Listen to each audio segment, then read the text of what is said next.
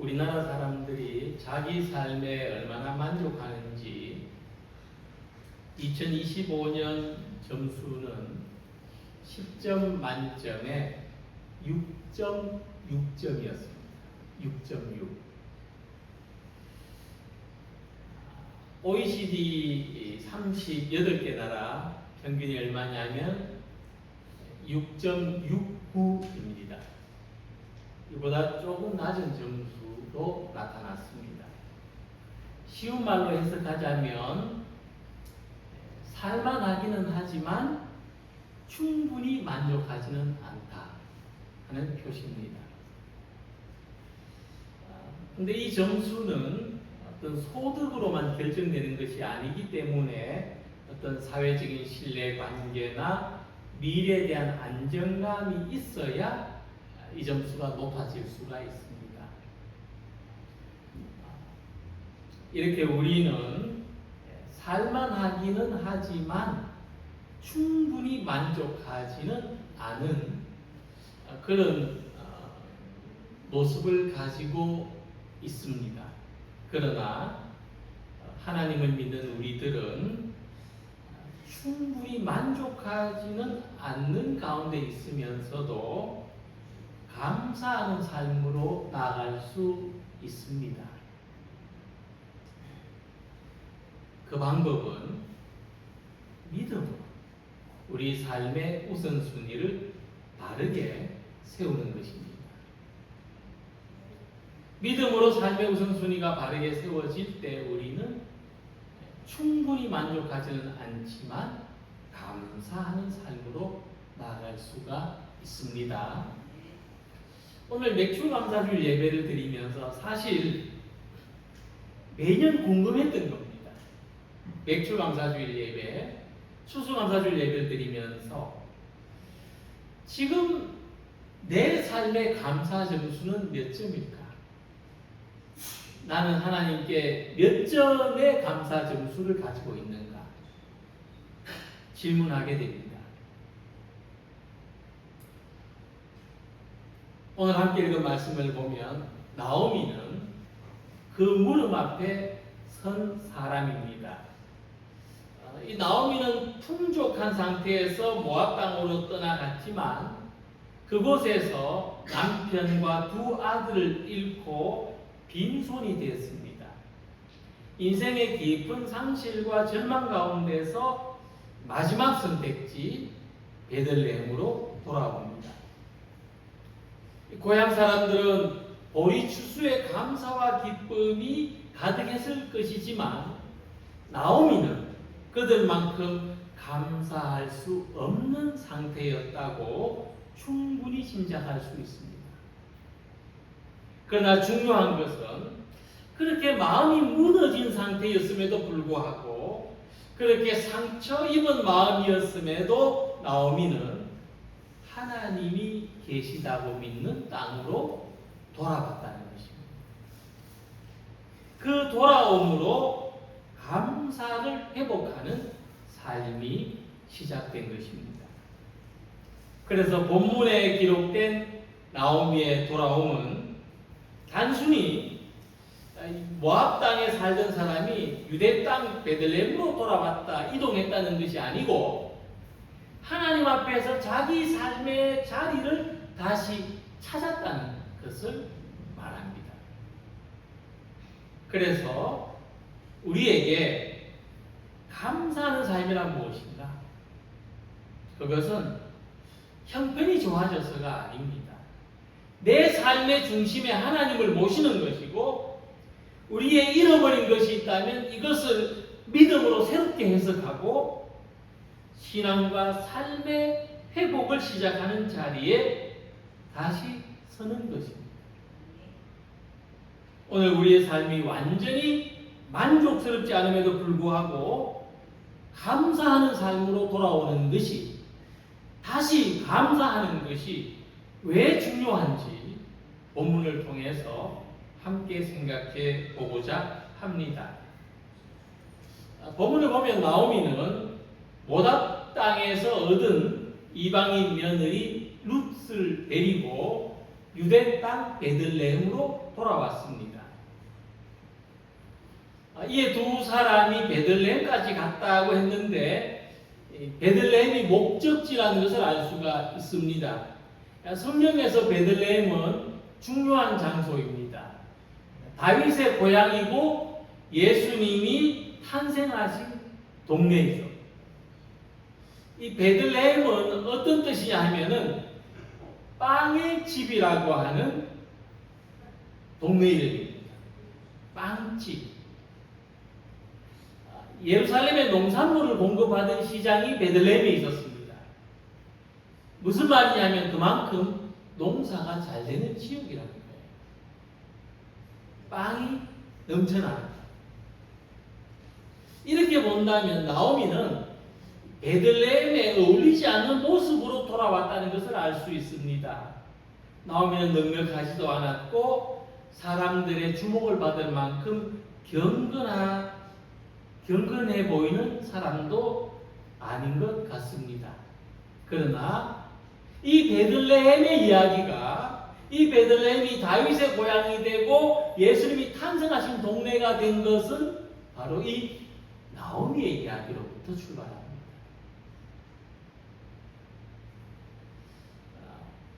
나오미는 삶이 무너졌습니다. 그러나 이 무너진 삶을 믿음으로 다시 시작해 보겠다는 마음을 가지고 그런 작은 희망을 가지고 베들레헴으로 돌아왔습니다. 20절 말씀처럼 나를 나오미라 부르지 말고 마라라 부르라. 이는 전능자가 나를 심히 괴롭게 하셨음이니라.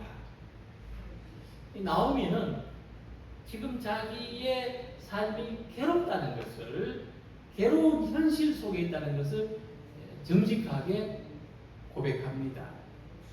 또 이 전능자가 누굽니까? 전능자는 하나님을 말하죠. 나오미는 자신이 지금 있는 자리에서 하나님을 배제하지 않았습니다. 내게 괴로움을 주신 하나님의 뜻은 무엇입니까? 그래서 우리 삶의 감사가 시작되는 지점은 나는 지금 참 괜찮다. 나는 지금 모든 것이 좋다 하는 자리가 아닙니다.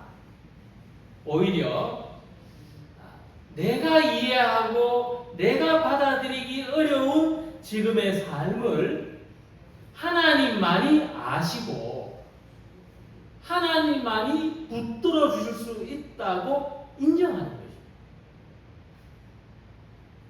그래서 우리는 이 믿음을 가지고 있다는 것은 어떤 의미냐면 오늘 있었던 고난의 이야기를 하나님 앞에서 쓸 수 있는 겁니다.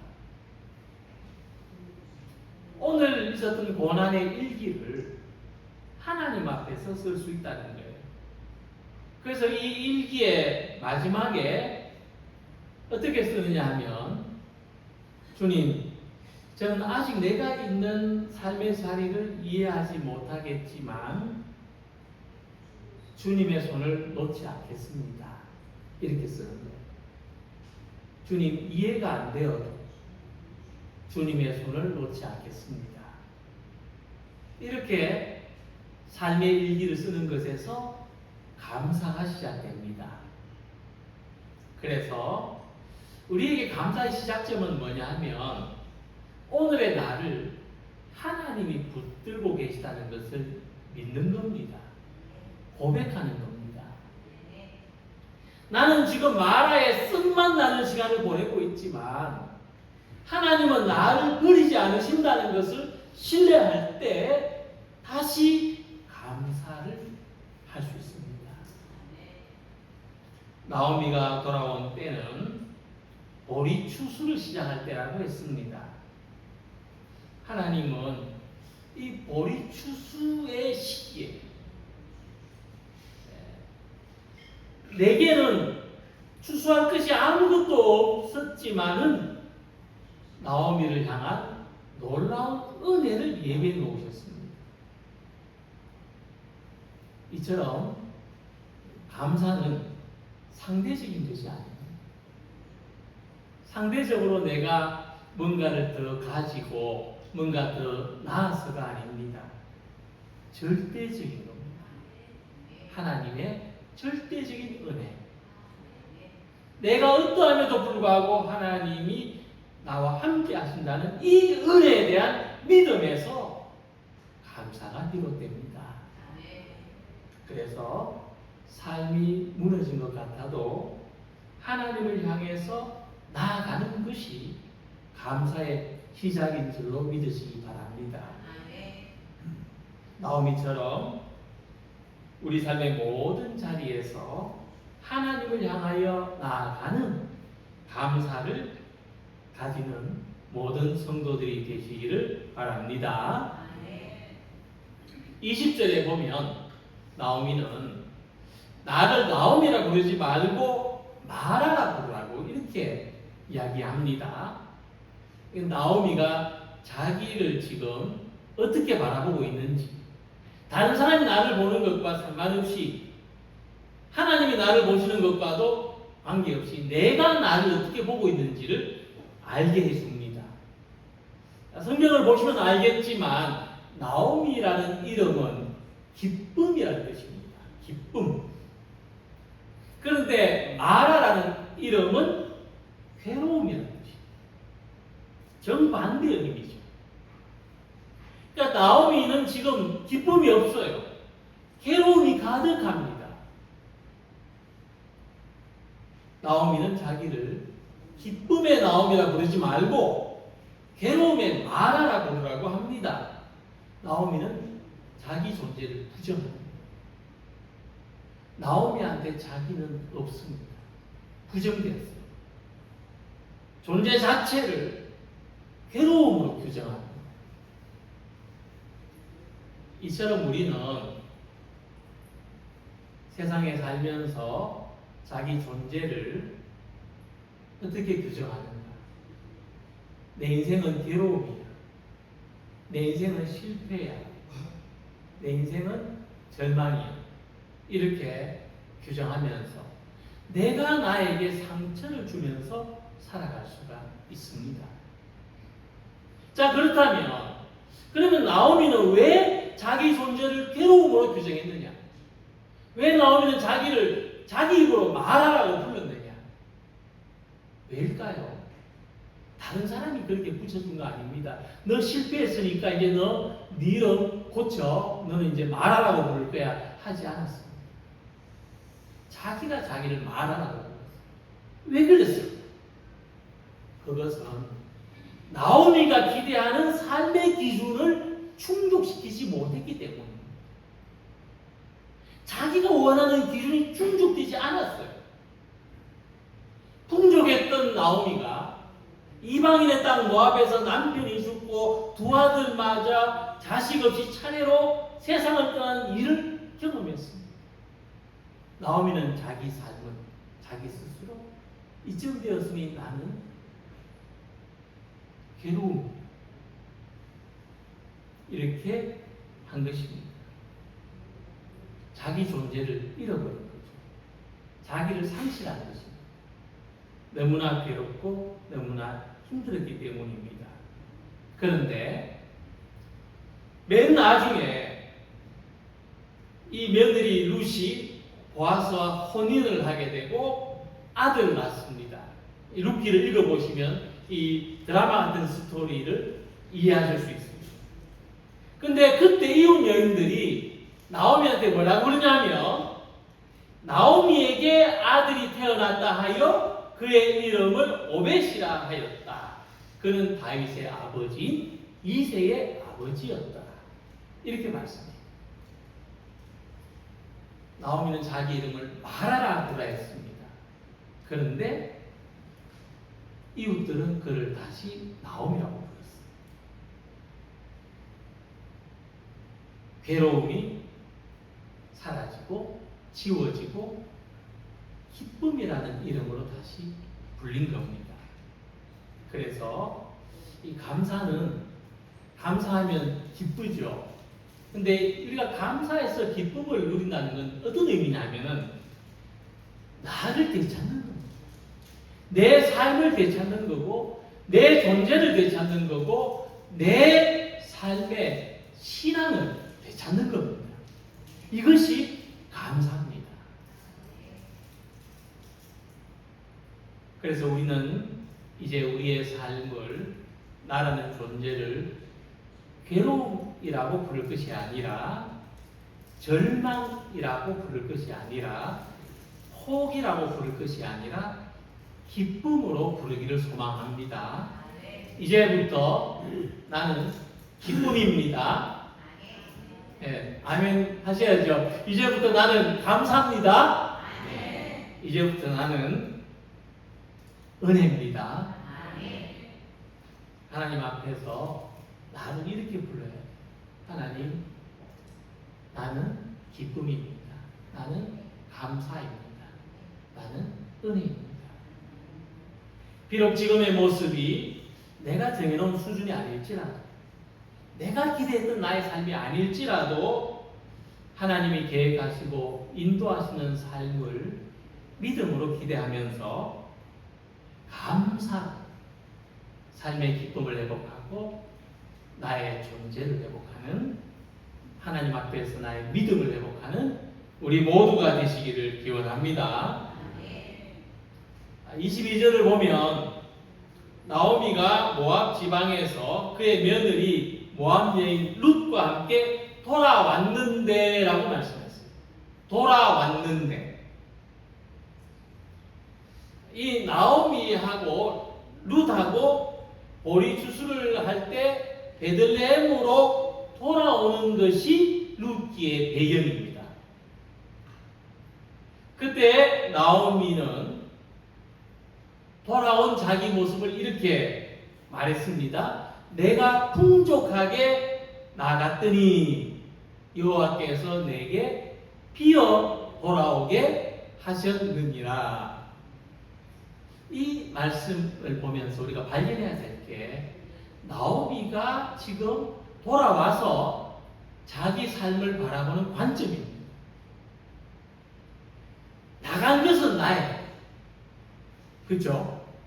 내가 풍족하게 나갔더니 나간 것은 내 발로 나갔어요. 그런데 돌아오게 하신 분은 하나님이십니다. 잃어버린 것은 나예요. 그런데 다시 채워주시는 분은 하나님이십니다. 나는 풍족하게 나갔지만 그것을 빈손이 되게 하신 하나님. 그러나 하나님은 이 나오미의 빈손을 은혜로 채우십니다. 그래서 우리가 다시 감사한다는 것은 빈손으로도 하나님께 나아가는 겁니다. 그래서 내 삶의 방향이에요. 나는 빈손으로도 감사하겠습니다 하는 겁니다. 그래서 감사는 신앙의 방향이고 감사는 신앙의 태도입니다. 우리가 감사할 때는 마음이 하나님께로 향합니다. 반대로 원망하면요, 마음이 자기한테 고착이 돼요. 세상에 대한 불평이 됩니다. 그래서 감사는 우리 영혼이 바른 방향으로 자리 잡는 겁니다. 특히 본문은 이 나오미의 방향을 모압 땅에서 바라보지 않았습니다. 베들레헴에서 바라보고 있어요.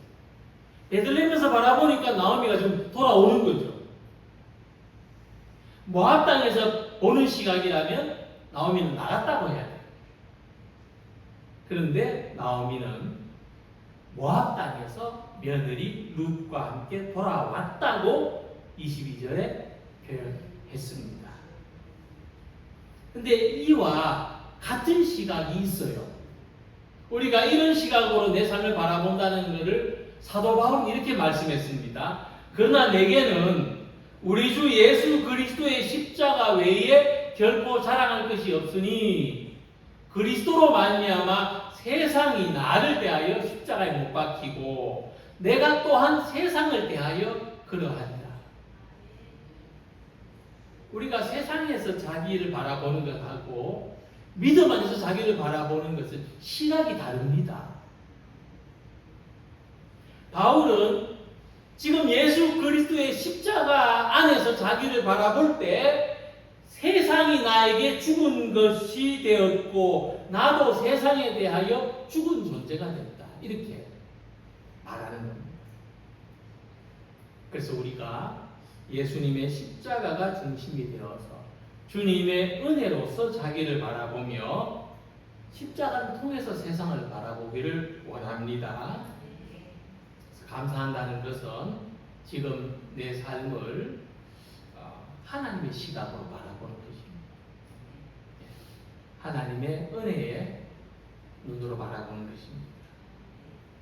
그래서 감사는 우리 삶의 방향을 바꾸는 능력이 있습니다. 감사하는 삶으로 돌아온다는 것은 다시 주님을 바라본다는 것이기 때문입니다.